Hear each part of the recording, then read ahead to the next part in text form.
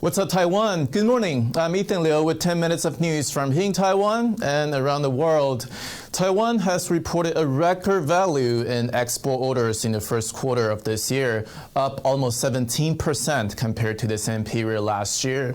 From January to March, the figure came in at just over $173 billion, driven by strong demand for semiconductors and an improvement in the supply of raw materials.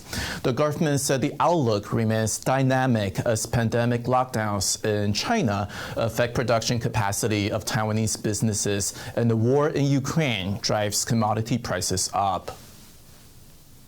To find out more about the prospects of the vital semiconductor industry, our reporter James Chater spoke to Jason Xu. He's a former legislator of Taiwan's opposition Kuomintang and now a senior fellow at Harvard Kennedy School's Ash Center. He asked him what the risks are of moving production out of Taiwan. It's indeed quite a catch-22 situation, right? It seems that we need a semiconductor to protect this island, and industry's prosperity is very important to our future sustainability and stability. Taiwan's role in this global supply chain in semiconductor is very critical. It is very critical to understand that we also face the threat of China. However, we must not let political calculation to go before the industry interest. What do you think is at stake for Taiwan's semiconductor companies and Taiwan's economy writ large if it doesn't navigate this tense geopolitical environment well? So it is very critical that we protect this industry. And I think at any event of conflict or war or invasion, it will cause a global disruption in this industry. And the damage will not only be in Taiwan, it will be a catastrophic damage on the global scale, so massive that I think it would cause a global breakdown of economy and as well as the social upheaval as well. Many of the fish that end up on tables across the world are caught on Taiwanese vessels, but the industry has long faced accusations of abuses against its migrant fishermen. On Wednesday, prosecutors in the southern Taiwan city of Kaohsiung announced that they had charged 9 people with violating the country's Human Trafficking Act. That's in relation to alleged abuses aboard a Taiwanese vessel. Our reporter Louis Watt has the story. A very different existence for this former fisherman from the Philippines, who is relieved to be far from his life at sea.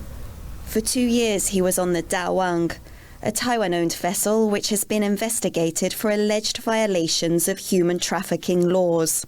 The Filipino fisherman, who can't be identified for legal reasons, is now in a shelter in northern Taiwan. He took the job at sea, hoping he could earn enough money to send his teenage son to college. Sobrang hirap, kulang sa tulog, saka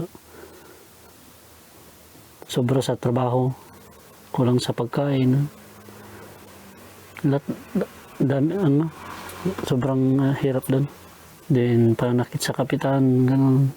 Sa panakit niya, yung binabatukan ka, ganun.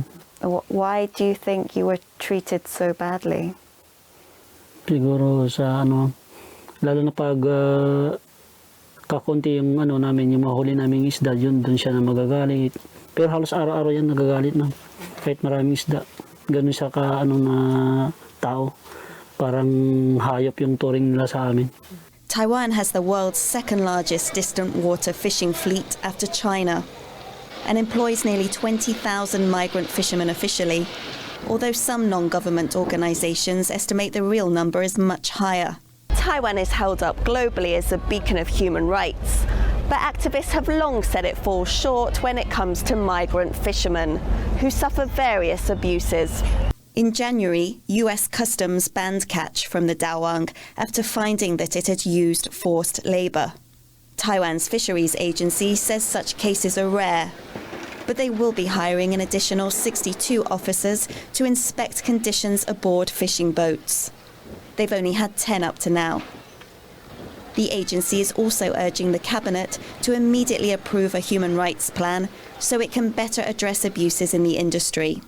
With that, the fishery agency and the government can recover our reputations of the Taiwan and to enhance the treatment of the foreign peoples. After an investigation into the Dawang, Taiwan prosecutors this week announced they have charged 9 people with violating human trafficking laws. They said that foreign fishermen were beaten, required to work up to 20 hours a day, and threatened with non-payment of wages while fishing in the South Pacific. The owner of the Dawang would not comment directly, but an organization of fishery companies says they all stand together in wanting to improve conditions. 那公司跟我们一样，都是我们是在陆地上的，确实看不到海上的状况。我们希望保障我们未来所有的渔船都不要犯同样的错误。For now, fishermen in distress come to civilian-run shelters like this one. Managed by Lennon Wong and his wife, Serve the People has helped dozens of migrant fishermen over the past 8 years. We might be a small country, but in terms of fishing, we are an imperialist country. We should take a leading part on the working condition to the migrant fishermen. We shouldn't always compare to, let's say, Thailand or the Philippines or Indonesia. Our fleet and our technology is much, much, much higher, much bigger than them. Our share of the profit in the world is much bigger than them. We have a higher responsibility. Another fisherman who was also on the Dawang says he had his wages docked and was subject to long work hours. He's grateful that the shelter has not only given him solace, but helped him find a new job at a construction site.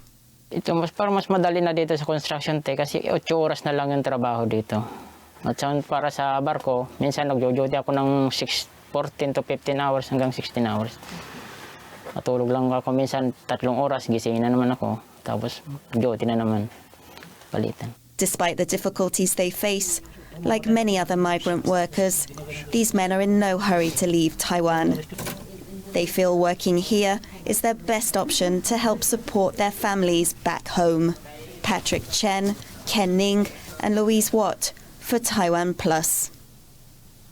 Taiwan's team is getting ready to head to Brazil for the Deaflympics, the top world athletic event for the hearing impaired. 39 athletes are set to compete in the games, which kick off on May 1st in the city of Caxias do Sul.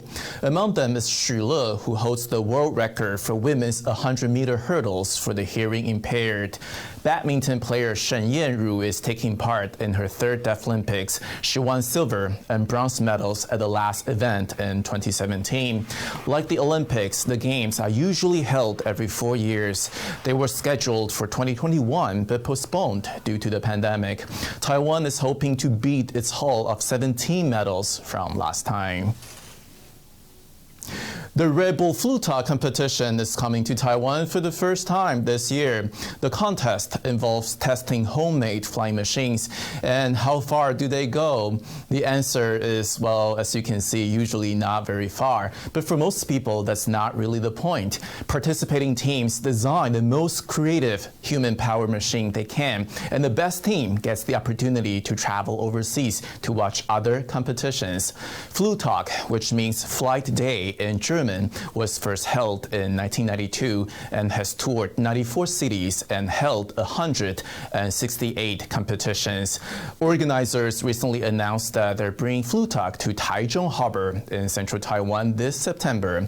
It will be the first time the event's held in Taiwan and the only one in Asia this year. Thank you for watching What's Up Taiwan. I'm Ethan Liu. Remember to download the TaiwanPlus app for more stories from Taiwan and around the world.